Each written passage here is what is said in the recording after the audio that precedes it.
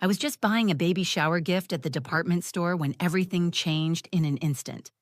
A little boy I'd never seen before ran straight up to me, wrapped his tiny arms around my leg, and looked up with the biggest smile. "Mommy, I found you," he said, his voice filled with pure joy. My heart stopped. This wasn't my child. My son Danny died 2 years ago in a car accident, and I'd spent every day since then avoiding moments exactly like this one. Before I could even process what was happening, a woman came running over, panic written all over her face. "Tommy, get away from her right now. That's not your mother," she shouted, trying to pull him away from me. But Tommy held on tighter and looked up at her with confusion that broke my heart. "But Aunt Maria, you told me she died. You said Mommy died in the hospital. But she's right here." The entire store seemed to freeze. Other shoppers stopped mid-conversation and stared at us. Some pulled out their phones. I could feel dozens of eyes on us as this private moment of grief and confusion became a public spectacle. This little boy thought I was his dead mother, and I was a woman who had lost her own child standing in the middle of a department store, not knowing whether to run away or fall apart, right there on the spot. My name is Sarah Chen, and I'm 32 years old. I work in marketing, live alone in a small apartment downtown, and for the past 2 years, I've structured my entire life around avoiding exactly this kind of situation. I shop during school hours. I cross the street when I see children Danny's age, and I've turned down every invitation to birthday parties, family gatherings, or anywhere else I might encounter kids. My therapist calls it avoidance, but I call it survival. The woman trying to pull Tommy away from me was clearly his Aunt Maria, and she looked like she was about to have a panic attack. Tommy was around 6 years old, the same age Danny was when he died, with dark hair and brown eyes that reminded me nothing of my blonde, blue-eyed son. But everything about the way he looked at me with such hope and desperation felt familiar. I knew that look because I'd worn it myself for months after the accident, searching faces in crowds, hoping against hope that somehow Danny would come running back to me. Standing there in that department store with Tommy's arms still wrapped around my leg and Maria's frantic apologies filling the air, I realized that for the first time in 2 years, a child was hugging me. And despite the pain, despite the confusion, despite everything that was wrong about this moment, part of me didn't want to let go either. This wasn't my son, but for just a few seconds, I remembered what it felt like to be someone's whole world, to be the person a child runs to when they're scared or lost or happy, but the reality crashed back quickly. This little boy was looking for his dead mother, and I was a stranger he'd mistaken for her. The crowd around us was growing. Phones were recording, and I could see the judgmental stares from people who had no idea what any of us were going through. Maria kept apologizing and trying to explain that Tommy had been having episodes like this ever since his mother died, but her words were getting lost in the chaos of the moment. What happened next would change all 3 of our lives forever. But in that first moment, all I could think about was how Danny used to run to me exactly like this when I picked him up from preschool. How he'd wrap his arms around my legs and tell me about his day in that excited, breathless way that only 6-year-olds can manage. How I'd give anything to have that moment back, and how cruel it felt that life was giving me this echo of it instead. Let me back up and tell you how I ended up in that department store in the first place, because the truth is, I had no business being there at all. It was a Tuesday afternoon in March, and I was supposed to be at work finishing a presentation for a client meeting. Instead, I was standing in the children's section at Macy's, holding a tiny yellow onesie that said, "Little Sunshine," and trying not to have a complete breakdown. My sister Jessica was having her baby shower that weekend, and I'd been putting off buying a gift for weeks. Every time I thought about walking into a store and looking at baby clothes, my chest would tighten, and I'd find some excuse to do it later. But Jessica had called me that morning, and I could hear the hurt in her voice when she asked if I was really going to come to the shower, or if I was going to bail like I had on her birthday party and her engagement celebration. "Sarah, I know this is hard for you," she'd said, her voice gentle but firm.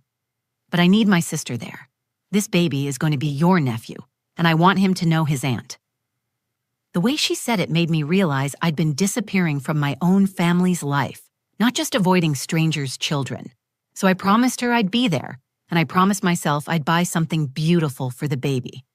The problem was that I'd specifically chosen to shop at 2 p.m. on a Tuesday because I thought the store would be empty of families. In my carefully constructed world, I'd figured out all the safe times and places. Grocery shopping at 10 a.m. when kids were in school. Movies at the earliest possible showing on weeknights. Even my route to work avoided the elementary school 6 blocks from my apartment. I'd become an expert at navigating life without encountering the reminders of what I'd lost. But standing there in that store, surrounded by tiny clothes and stuffed animals and all the things I'd once bought for Danny, I realized how exhausting it had become to live like this. Every decision filtered through the question of whether I might see a child who looked like him or sounded like him, or even just existed in the same space where he should have been. Danny had been gone for exactly 2 years and 3 months. Not that I was counting, except I was counting every single day. The accident happened on a Wednesday morning in December. I was running late for work and rushing to get him to preschool. The last thing he said to me was, "Mommy, you forgot to tell me you love me." I remember laughing and calling back, "I love you, Danny Bear," as I watched him run into the building with his little backpack bouncing. 3 hours later, a drunk driver ran a red light and hit the school bus that was taking Danny's class on a field trip to the fire station. 5 children were injured. Only Danny didn't make it home. The months after that were a blur of casseroles from neighbors, therapy appointments I didn't want to attend, and well-meaning friends who kept telling me that time would heal everything. What they didn't understand was that I didn't want to heal if healing meant moving on from Danny. So instead, I built this careful, controlled life where I could function without constantly being reminded of what was missing. I'd been seeing Dr. Martinez for about 18 months, and she kept pushing me to engage with the world again. "Avoidance isn't protecting you from pain, Sarah," she'd say during our sessions. "It's just postponing it and making it harder to process." But what she didn't understand was that the alternative felt impossible. How do you go to Target and walk past the toy section without remembering the last time you bought Hot Wheels cars? How do you hear a child laugh at the park without your heart breaking all over again? Standing in Macy's that day, I'd been making progress, or at least that's what I told myself. I'd managed to pick out 3 different onesies, a soft blue blanket, and a set of board books. I was actually feeling proud of myself for getting through the shopping trip without crying, which had become my new definition of a successful day. I was wearing a blue sweater without even realizing it was Danny's favorite color. He used to say blue was the color of the sky where angels lived, which was something he'd learned from his Sunday school teacher. After he died, I'd put away everything blue in my closet because it hurt too much to see it. But that morning, I'd grabbed the sweater without thinking, and now I wondered if some part of me had been preparing for this moment all along. The store was busy but not crowded, filled with the usual Tuesday afternoon shoppers. A few moms with strollers, some teenagers browsing jewelry, and elderly couples taking their time through the home goods section. It felt safe and manageable, exactly the kind of environment I'd learned to navigate. I had no idea that in 5 minutes, everything I thought I knew about protecting myself from pain was about to be completely turned upside down. I was examining a set of baby books when I felt it. Small arms wrapping around my leg with the kind of desperate strength that only comes from a child who's been searching for something precious. At first, I thought maybe I'd accidentally gotten in someone's way, but then I heard the voice that made my world stop spinning. "Mommy, I found you. I was looking everywhere for you." The voice was high and breathless with excitement, filled with the kind of pure joy that I remembered from Danny's voice when he'd spot me picking him up from school. My body went completely rigid, every muscle tensed as my brain tried to process what was happening. I looked down and saw a little boy with dark hair that was slightly messy, like he'd been running. His brown eyes were bright with happiness and relief, and he was looking up at me like I was the answer to every prayer he'd ever made. He wasn't Danny. This boy was maybe a little taller. His hair was darker, and his eyes were brown instead of blue. But he was the same age Danny would have been now if he'd lived. 6 years old with that particular way of holding on to an adult like they were the most important person in the universe. The similarity in age hit me like a physical blow, but what really broke my heart was the expression on his face. He looked at me with such complete trust and love that I felt my carefully constructed walls start to crumble. "Sweetheart," I managed to whisper, my voice catching in my throat. I think you might have me confused with someone else." But he shook his head vigorously, his grip on my leg tightening. "No, you're my mommy. I knew I'd find you. Aunt Maria said you couldn't come back, but you're here." His voice carried that particular mix of triumph and relief that children get when they've proven the adults wrong about something important. That's when I heard the running footsteps, fast, panicked footsteps that belonged to someone in crisis. I looked up to see a young woman rushing toward us, her face flushed and her eyes wide with what looked like terror. She was probably in her late 20s with the same dark hair as the boy, and she was clearly his family based on the way she immediately reached for him. "Tommy, Tommy, no!" she called out, her voice sharp with panic. "Get away from her right now. That's not your mother." The harshness in her tone made Tommy flinch, but he didn't let go of me. Instead, he pressed closer, like he was trying to protect himself from her words. "But she looks like Mommy," he said, his voice getting smaller and more confused. "She smells like Mommy, too." The woman, who I assumed was his Aunt Maria based on what he'd called her, reached us and immediately started trying to pry Tommy's arms away from my leg.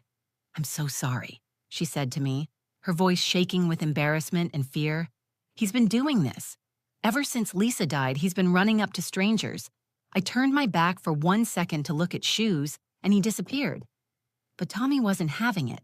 He looked up at Maria with an expression that was part confusion and part accusation, and what he said next made the entire department store fall silent. "But Aunt Maria, you told me she died. You said Mommy died in the hospital and couldn't come home anymore, but she's right here, and she's not dead." The words hung in the air like a physical thing.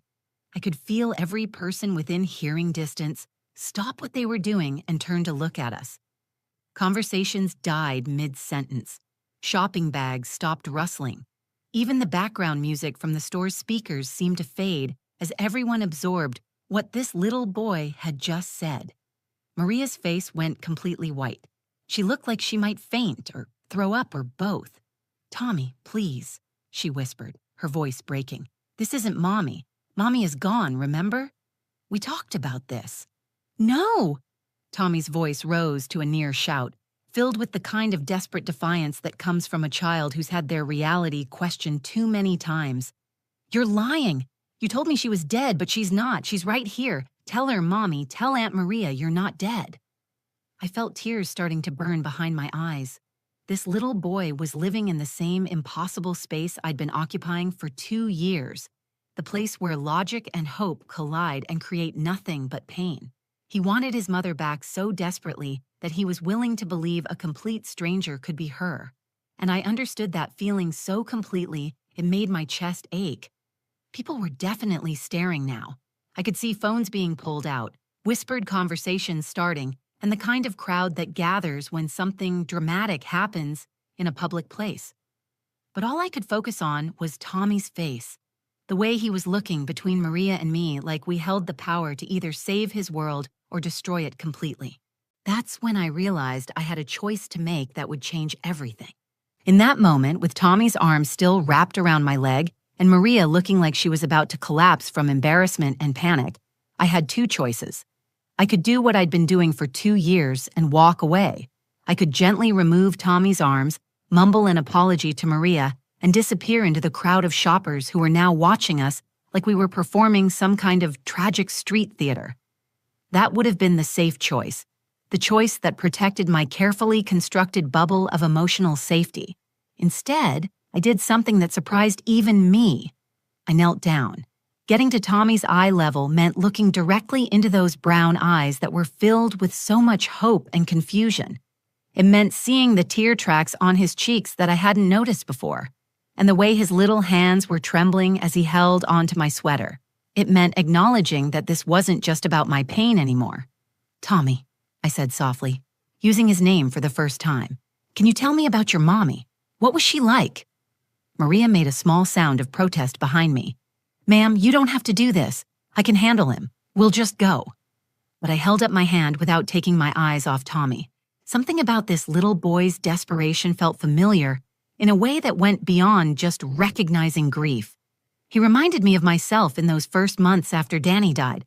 When I'd see a blonde child at the grocery store and follow them down 3 aisles before reality crashed back in. "She had hair like yours," Tommy said, reaching up to touch a strand of my dark hair. "And she always smelled like flowers. She used to read me stories about dragons, and she made the best chocolate chip pancakes in the whole world.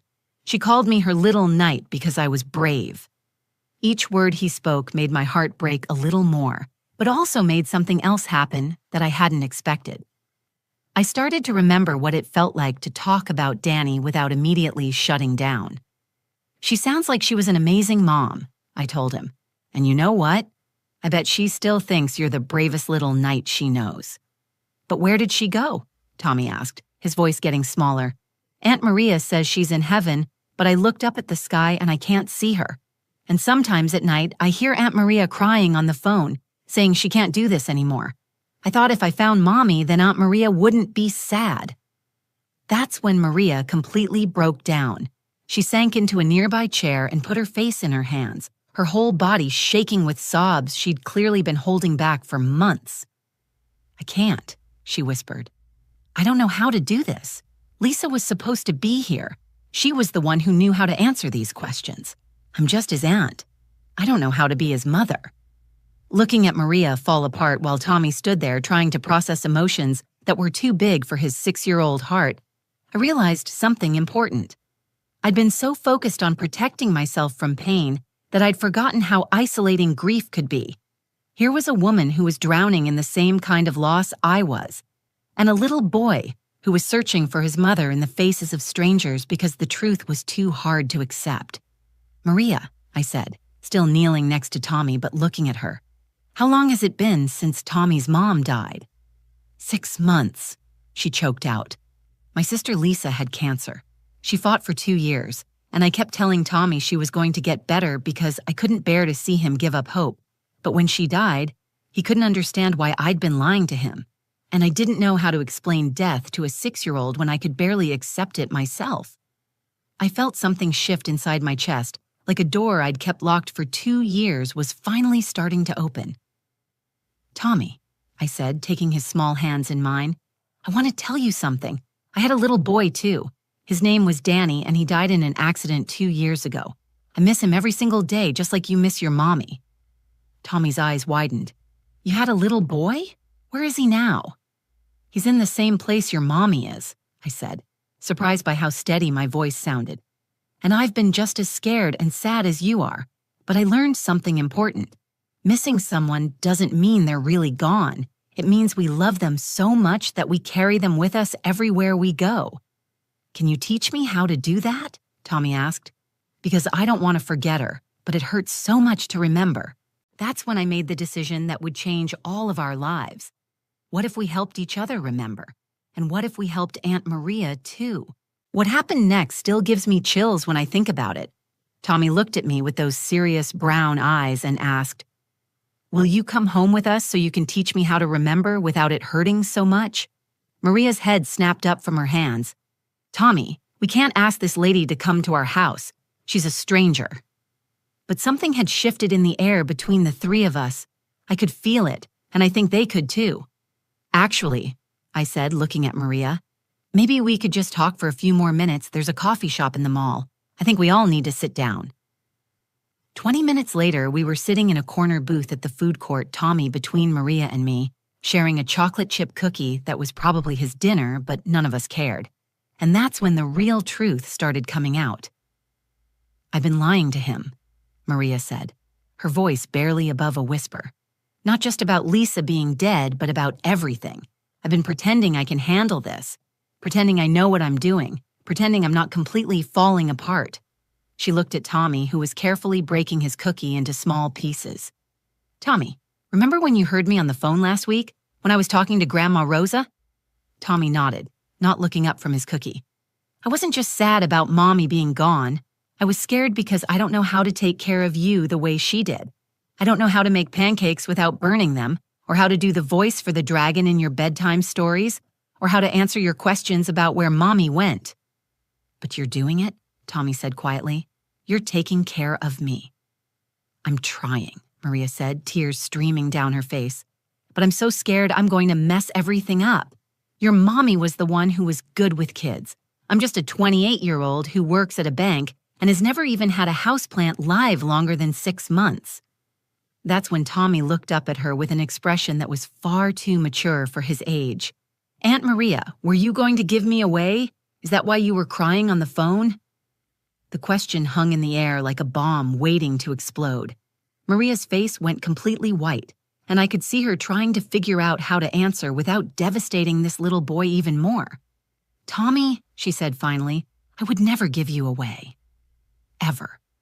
But I did call Grandma Rosa to ask if maybe you could come live with her for a while, just until I figured out how to be better at taking care of you. But I don't want to live with Grandma Rosa, Tommy said, his voice getting higher. She lives far away and she doesn't know about my trucks or my favorite pajamas or that I can't sleep without the nightlight that looks like a star. I know, Maria whispered. That's why I couldn't do it. That's why I told her no. But Tommy, I need you to know that sometimes I don't know what I'm doing. That's when I realized why Tommy had been running up to strangers in stores. He wasn't just looking for his mother. He was looking for someone who could give him the stability and love. He was afraid he was going to lose again. Tommy, I said, can I tell you something? When my little boy Danny died, I thought I had to be perfect at handling it. I thought I had to have all the right answers and never cry and never admit that I was scared. But you know what I learned? The people who love us don't need us to be perfect. They just need us to be honest. I looked at Maria.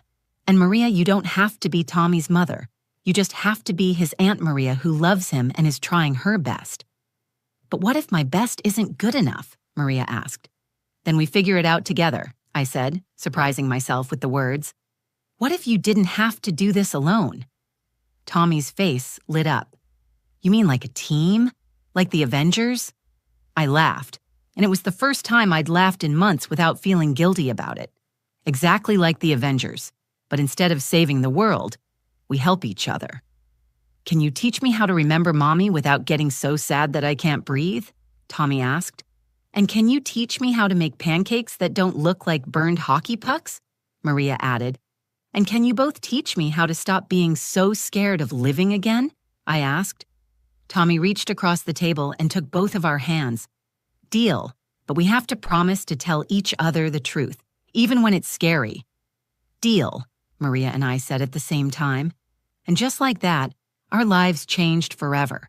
That was 6 months ago, and I'm sitting here today telling you this story because I want you to understand something important about grief, about family, and about the unexpected ways life can surprise you when you finally stop running from it.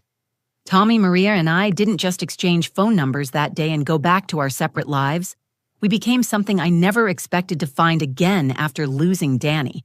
We became a family, just not the kind that looks like anything you'd see in a greeting card. The first month was messy and complicated and beautiful all at once. Tommy started coming to my apartment twice a week after school, while Maria worked late at the bank. I taught him how to make Danny's favorite blue pancakes, the ones with way too much food coloring that turn your tongue bright blue for hours. He taught me that it's okay to cry when you're telling stories about people you love, and that sometimes the best way to honor someone's memory is to laugh at the funny things they used to do. Maria and I started meeting for coffee every Sunday morning, just the two of us to talk about the hard stuff. How do you discipline a grieving child? How do you answer questions about death when you're barely handling your own grief? How do you build a life around loss without letting the loss become your whole life? We figured it out together, one conversation at a time. But the biggest change happened about 3 months in, when Tommy asked me something that changed everything. We were at the park watching him play on the swings that I'd avoided for 2 years because they reminded me too much of Danny. Miss Sarah, he said, do you think Danny and my mommy know each other in heaven? I'd been dreading a question like this because I didn't know how to talk about heaven or the afterlife or any of the big spiritual questions that come with losing someone you love. But sitting there watching Tommy swing higher and higher, I realized I didn't need to have all the answers. I just needed to be honest. I don't know, I told him, but I like to think they do. I like to think Danny is teaching your mommy how to play with trucks, and she's teaching him how to make really good pancakes. And maybe they're both watching us be a family, Tommy said, like it was the most natural thing in the world. That's when it hit me. We weren't just helping each other cope with grief. We were actually building something new and beautiful from the pieces of our broken hearts. Tommy had two adults who loved him unconditionally. Maria had support and friendship and someone who understood the weight of suddenly becoming responsible for a child. And I had something I thought I'd lost forever. The chance to be part of a little boy's life, to matter to someone who needed me. Last month, Tommy started calling me Aunt Sarah, not because anyone told him to, but because that's what felt right to him. Maria and I are officially co-guardians now, which means when Tommy grows up, he'll have two women who fought for him, who chose him, who built their lives around making sure he felt loved and secure. But here's the thing I want you to understand. If you're watching this and you're dealing with your own loss, your own grief, your own fear of moving forward, healing doesn't mean forgetting. Healing doesn't mean replacing what you lost. Healing means learning to carry love forward instead of just carrying pain. I still miss Danny every single day. I still have moments where I see a blonde little boy at the grocery store and my heart stops for just a second. But now I also have Tommy's artwork on my refrigerator, and Maria's terrible cooking experiments to laugh about, and Sunday morning pancakes that turn everyone's teeth blue. The most important thing I learned is that family isn't just about blood or marriage or the traditional structures we grow up expecting. Sometimes family is a grieving aunt who doesn't know how to make pancakes, and a little boy who's brave enough to hug strangers when he's looking for love, and a broken woman who thought she'd never be anyone's safe harbor again. We're not perfect. We still have hard days. Tommy still asks difficult questions about his mother, and Maria still calls me crying when she doesn't know how to handle something. And I still sometimes feel guilty for being happy when Danny isn't here to be happy with me. But we've learned to tell each other the truth, even when it's scary. We've learned that love multiplies instead of divides when you share it. And we've learned that sometimes the most healing thing you can do is help someone else heal. If this story touched your heart, please share it with someone who might need to hear it. Comment below and tell me about the unexpected family you've found or the moment when helping someone else helped you heal too. And don't forget to subscribe to the channel because every week I share stories about finding hope in the hardest places and love in the most unexpected moments. Remember, you're not alone in your grief and you're stronger than you think.